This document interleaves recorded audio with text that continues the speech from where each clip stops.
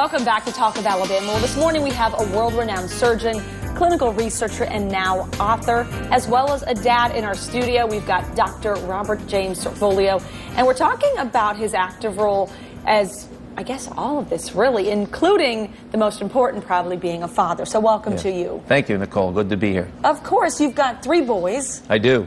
And a new book, and all of this other stuff. How do you find time in the day? Well, the same way you do. You have 2 boys at home, and you're married, and so it's a constant juggling act, and this concept that we have a perfect life-work balance doesn't exist. It really is something that we're always changing and adapting to every day, and some days it's not going to be balanced, but you try to make it balanced on a weekly basis. As best you can. As best we can. And during the year of this, you were getting a master's, right, during the year of writing this book? Yeah, I was getting my MBA. Obviously, I have an MD because I'm a thoracic surgeon, but I was getting my MBA, the only 1-year MBA program in the country. Yeah. Then my wife got ill with leukemia. It was a difficult year, but the good Lord got us through it. And got you through. Yeah. The book obviously changed with your wife getting ill and passing, and you're trying to obviously then be dad and doctor and everything else, author. Right. What can people take away from this book?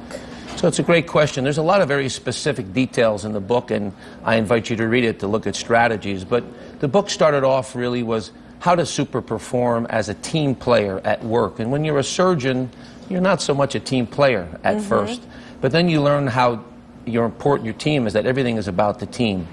But when you're a surgeon and you're doing 8 to 9 or 10 operations a day like I do 4 days a week, then you can miss things at home. And so you come up with specific strategies to be a better dad, to be a better surgeon. And in this book, we give specific strategies to do that. It's called super performing. So super performing at home and work.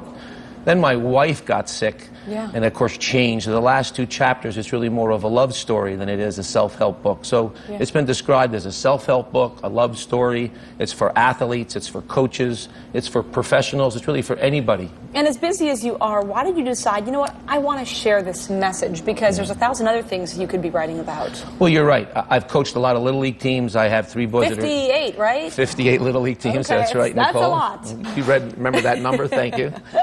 My wife kept a track of all those before she passed away. But, you know, my older son graduated from Yale and got drafted by the Dodgers. My middle son was captain of the high school baseball team. My youngest son made Over the Mountain this year as a sophomore. And so they're very good students and very good athletes.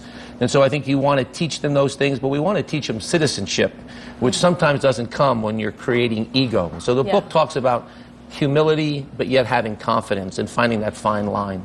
So if there's one thing that you would want to say about this book to people that say, you know, I might get that, I might pick that up, maybe it's a good Father's Day gift, what would you tell them?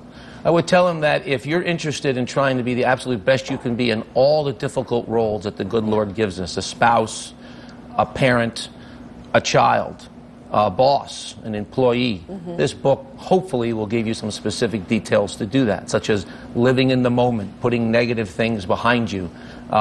When your teammate makes a mistake, instead of yelling or arguing about that, saying that's gone in the past, I'll pick you up and let's go ahead and make the next moment a positive, successful one. And hopefully you obviously visit hospitals all over the world, so hopefully you can share this message with them as well. Yeah, so we teach, I do a lot of robotic thoracic surgery, and we teach robotic surgery all over the world. We've been to Italy, India, Amsterdam, Belgium, just in the last few months teaching them that. And so we're teaching teams how to super perform in the operating room. How can people get this book? Is it online, or do they have to go through a website? You can go to Amazon. If you go to Amazon and look up Cerfolio, my last name, and super performing, you can purchase it. Okay, let me hold it up so we can get, if you need a visual of it.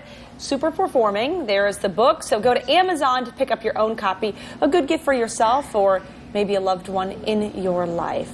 And we can all work at this, right? And learn from something. It's a constant working battle every day. Well, Doctor, thanks so much for your time, and thanks for all your work in the medical field. God bless you. Thank you, Nicole. You as well. I hope your sons are watching. They're probably not. You got a good dad here.